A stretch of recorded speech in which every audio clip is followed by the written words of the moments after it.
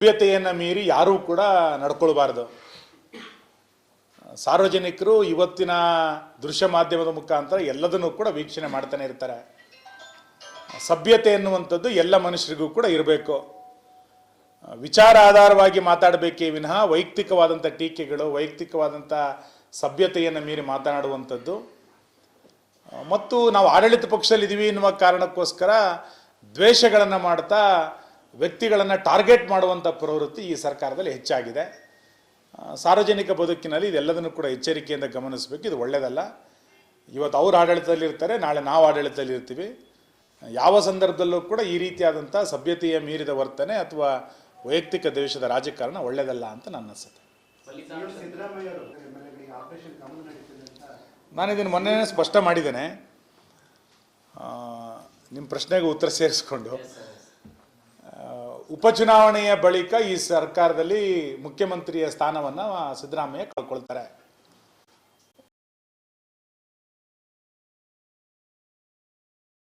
ಈ ಸೂಕ್ಷ್ಮ ಅವರಿಗೆ ಗೊತ್ತಾಗಿದ್ದರಿಂದ ಹೈಕಮಾಂಡಿಗೆ ಬಿಜೆಪಿಯ ಮುಖಾಂತರ ಪರೋಕ್ಷವಾದಂಥ ಸಂದೇಶವನ್ನು ಅವರು ಕೊಟ್ಟಿದ್ದಾರೆ. ನಾವಂತೂ ಸರ್ಕಾರ ರಚನೆಯನ್ನು ಮಾಡಲಿಕ್ಕೆ ಬಿಜೆಪಿ ಮುಂದಾಗೋದಿಲ್ಲ. ತನ್ನ ಶಾಸಕರನ್ನ ಹಿಡಿದಿಟ್ಕೊಳ್ಬೇಕು ಅನ್ನುವ ಕಾರಣಕ್ಕೆ ಸಿದ್ದರಾಮಯ್ಯ ಇವತ್ತು ತಮ್ಮ ಶಾಸಕರಿಗೆ ಪರೋಕ್ಷವಾಗಿ ಬಿಜೆಪಿಯ ಮುಖಾಂತರ ಆಫರನ್ನು ಕೊಡುವಂಥ, ನಮ್ಮ ಹೆಗಲ ಮೇಲೆ ಬಂದೂಕನ್ನು ಇಟ್ಟುಕೊಂಡು ಅವರಿಗೆ ಹೈಕಮಾಂಡಿಗೆ ಗುಂಡಾರಿಸುವಂಥ ಪ್ರಯತ್ನವನ್ನು ಈ ಆಫರ್ ಮುಖಾಂತರ ಮಾಡ್ತಿದ್ದಾರೆ. ತಮ್ಮ ಶಾಸಕರನ್ನ ಹಿಡಿದಿಟ್ಕೊಳ್ಳಿಕ್ಕೆ ಹಣದ ಆಮಿಷವನ್ನು ಕೊಡುವಂಥ ದುಸ್ಥಿತಿ ಇವತ್ತು ಕಾಂಗ್ರೆಸ್ಸಿಗೆ ಬಂದಿರುವಂಥದ್ದು ನಾಚಿಕೇಡಿನ ಸಂಗತಿ.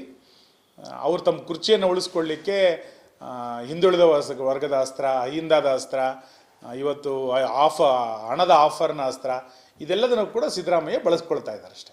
ಸರ್, ಈಗ ರಚನೆ ಮಾಡಿದ್ದಾರೆ, ಮುಖ್ಯವಾಗಿ ಮಾಜಿ ಮುಖ್ಯಮಂತ್ರಿ ಯಡಿಯೂರಪ್ಪ ಅವರು ಮತ್ತು ಸುಧಾಕರ್ ಅವರು ಟಾರ್ಗೆಟ್ ಆಗಿದ್ದಾರೆ.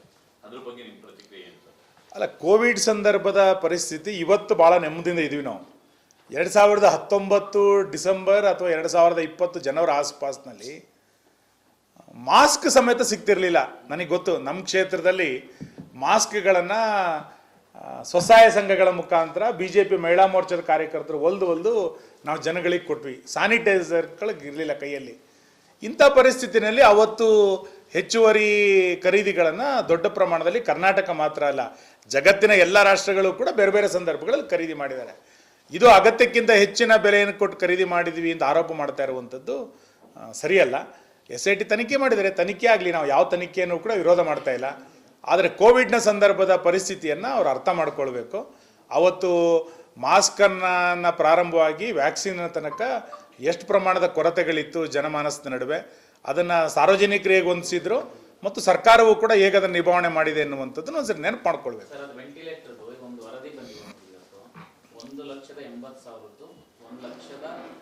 1,20,000 ರೂಪಾಯಿಗೆ ಆಕ್ಚುಯಲ್ ಪ್ರೈಸ್ 1,20,000 180 ಅಂತ ಹೇಳಿ ಒಂದು ವರದಿ ಕೊಟ್ಟಿದ್ದಾರೆ.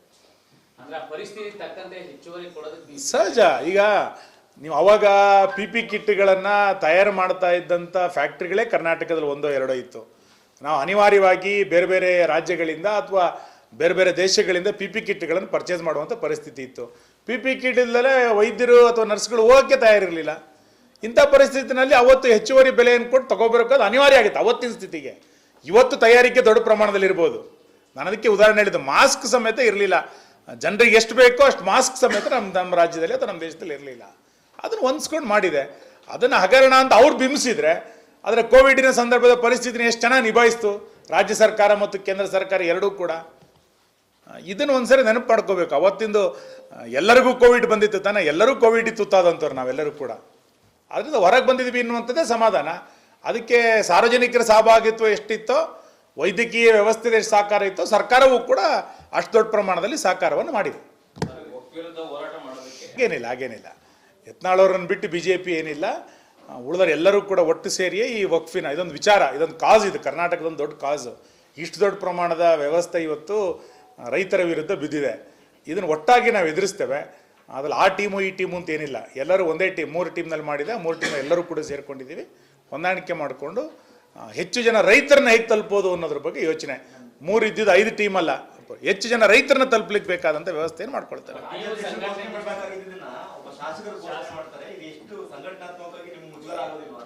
ರಾಜ್ಯಾಧ್ಯಕ್ಷರು ಮಾತಾಡ್ತಾರೆ ಅದನ್ನು. ಸರ್, ಈಗ ಅಡ್ಜಸ್ಟ್ಮೆಂಟ್ ಪಾಲಿಟಿಕ್ಸ್ ಸಾಕಷ್ಟು ಸದ್ದು ಮಾಡ್ತಾ ಇದೆ. ಈಗ ಬಿಜೆಪಿ ಕಾಂಗ್ರೆಸ್ ಸಪೋರ್ಟ್ ಮಾಡೋದು, ಕಾಂಗ್ರೆಸ್ ಬಿಜೆಪಿ ಸಪೋರ್ಟ್ ಮಾಡೋದು, ಈ ತರ ಕೆಲ ಸ್ಥಳೀಯ ಮಟ್ಟದಲ್ಲಿ ನಡೀತಾ ಇದೆ. ನಿಮ್ ಗಮನಕ್ಕೂ ಬಂದಿರುತ್ತೆ. ಆದ್ರೆ ಈವರೆಗೂ ಅಲ್ಲ, ಆ ಥರದ ದೂರುಗಳನ್ನು ನಿರ್ದಿಷ್ಟವಾಗಿ ರಾಜ್ಯಾಧ್ಯಕ್ಷರ ಹತ್ರ ಅಥವಾ ಶಿಸ್ತು ಸಮಿತಿಗೆ ಏನಾದ್ರು ಕೊಟ್ಟರೆ ಖಂಡಿತ ನಮ್ಮ ಪಾರ್ಟಿಯ ವಿರುದ್ಧ ಚಟುವಟಿಕೆಯನ್ನು ಯಾರು ಮಾಡ್ತಾರೆ ಅವ್ರ ವಿರುದ್ಧ ಕ್ರಮಗಳನ್ನು ಖಂಡಿತ ತೆಗೆದುಕೊಳ್ತಾರೆ. ಇದೆಲ್ಲದನ್ನು ಕೂಡ ರಾಜ್ಯಾಧ್ಯಕ್ಷರೇ ಗಮನಿಸಬೇಕಾಗಿದೆ. ಹಾಸನದಲ್ಲೂ ಕೂಡ ಕಳೆದ MP ಚುನಾವಣೆಯಲ್ಲಿ ಅಡ್ಜಸ್ಟ್ಮೆಂಟ್ ಪಾಲಿಟಿಕ್ಸ್ ಆಯ್ತು ಸರ್. ಆದ್ರೂ ಕೂಡ ಎಲ್ಲ ಬಹಿರಂಗವಾಗಿ ಎಲ್ಲ ಅದು ಓಪನ್ ಸೀಕ್ರೆಟ್, ಅದೇನು ಅದ್ರ ಬಗ್ಗೆ ಇರಲಿಲ್ಲ. ನೀವು ದೂರು ಕೊಟ್ರೆ ಅಂತ ಹೇಳ್ತೀರಾ, ಈ ತರದನ್ನ ನೀವು ಅಲ್ಲ, ನಿರ್ದಿಷ್ಟ ನೋಡಿ, ಅಡ್ಜಸ್ಟ್ಮೆಂಟ್ ಪೊಲಿಟಿಕ್ಸ್ ಅನ್ನ ನಾನಂತೂ ಒಪ್ಕೊ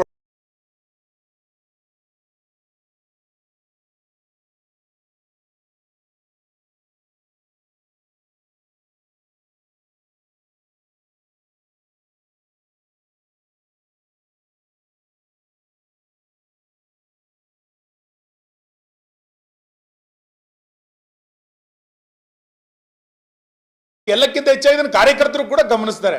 ಎಂಥ ನಾಯಕತ್ವ ನಾವು ಬೆಳೆಸಬೇಕು ಅಂತೇಳಿ ಕಾರ್ಯಕರ್ತರು ಯೋಚನೆ ಮಾಡ್ತಾರೆ.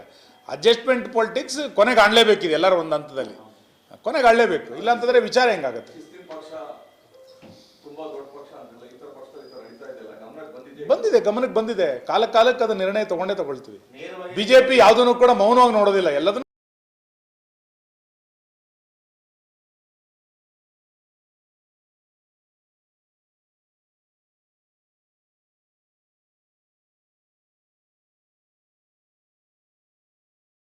ಪ್ರತಿನಿಧಿಯ ವಿರುದ್ಧ ಕ್ರಮಗಳನ್ನು ತೆಗೆದುಕೊಳ್ಬೇಕಾದ್ರೆ ಅದಕ್ಕೆ ಅದರದೇ ಆದಂಥ ಒಂದಿಷ್ಟು ಕಾನೂನು ಚೌಕಟ್ಟುಗಳಿದೆ. ಅದನ್ನು ಮಾಡ್ತಾ ಇದ್ದೀವಿ. ಹಾಗಂತೇಳಿ ಸುಮ್ಮನೆ ಕೂತಿದ್ದೀವಿ ಅಂತ ಖಂಡಿತ ಇಲ್ಲ. 100% ಯಶವಂತಪುರ ಮತ್ತು ಯಲ್ಲಾಪುರದ ಕಾರ್ಯಕರ್ತರ ಜೊತೆ ನಾವು ಮಾತಾಡಿದ್ದೇವೆ, ಸಂಪರ್ಕದಲ್ಲಿದ್ದೇವೆ. ಅವ್ರು ನಮ್ಮ ಪಾರ್ಟಿಯಲ್ಲಿ ಟೆಕ್ನಿಕಲ್ ಇಲ್ಲ ಅನ್ನುವಂಥದ್ದು ಸ್ಪಷ್ಟ, ಇದರಲ್ಲೇನು ಮುಲಾಜೇನಿಲ್ಲ. ಅಧಿಕೃತ ಅಭ್ಯರ್ಥಿ ವಿರುದ್ಧ ಮತ ಚಲಾವಣೆ ಮಾಡಿದ್ದನ್ನು ನಾವೇನು ಜೀರ್ಣಿಸ್ಕೊಳ್ತೀವಿ? ನಾವು ಜೀರ್ಣಿಸ್ಕೊಳ್ಳೋ ಪ್ರಶ್ನೆನೇ ಇಲ್ಲ. ನಾವಲ್ಲ, ಅದನ್ನು ಹೇಳಿರೋದು ಹೈಕಮಾಂಡಿಗೆ ಅಂತ, ನಮಗಲ್ಲ. ಅದು ಹೈಕಮಾಂಡಿಗೆ ಹೇಳಿರೋದು ಮತ್ತು ಶಿವಕುಮಾರಿಗೆ ಹೇಳಿರೋದು. ಅದನ್ನು ಒಂದು ಹೆಜ್ಜೆ ಮುಂದೋಗಿ ಪರಮೇಶ್ವರ್ಗೂ ಕೂಡ ಅದನ್ನು ಹೇಳಿರ್ಬೋದು. ಇದನ್ನು ಬಿಜೆಪಿಯ ಫೋಟೋ ತೋರಿಸ್ಕೊಂಡು ಅವ್ರಿಗೆ ಉಳಿದವರಿಗೆ ಸಂದೇಶ ಕೊಡುವಂಥ ಪ್ರಯತ್ನ ಮಾಡಿದ್ದಾರೆ. ಮತ್ತು ಸಿದ್ದರಾಮಯ್ಯ ಯಾವತ್ತೂ ಕೂಡ ಹಿಂಗೆ